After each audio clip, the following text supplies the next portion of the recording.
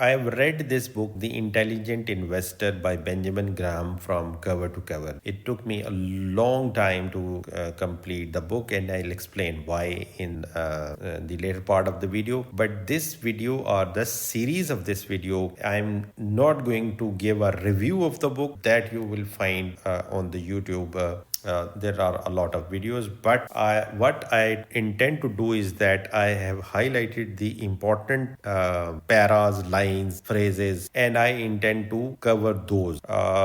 If you intend to read the book yourself, then probably this video series is not for you. But just in case you don't want to read the books and you want to get the best out of the book, then I would suggest that you watch these videos. I will try to make these videos in parts.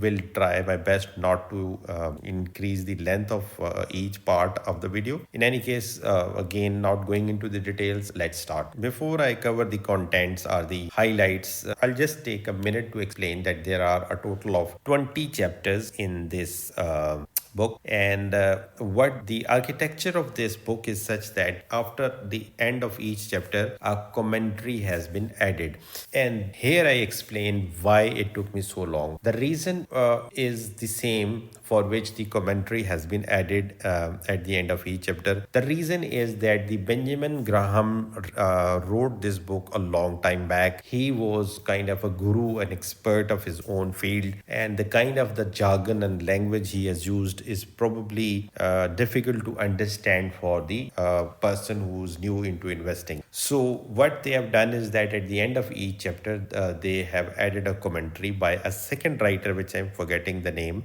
The second writer in the commentary, what he did, that he tried to explain the same concept which the Benjamin Graham gave in the main chapter, but in a simple language which is easier to understand for the newbies also. The second thing was that the examples that were given by the Benjamin Graham in the main chapter were old. They were difficult to understand, and some of them were no more valid now. And in the commentary part, they have tried to add the examples of recent time, so that it is easier to understand by the reader, and they are also relatable also. So let's start with the highlights from the first chapter.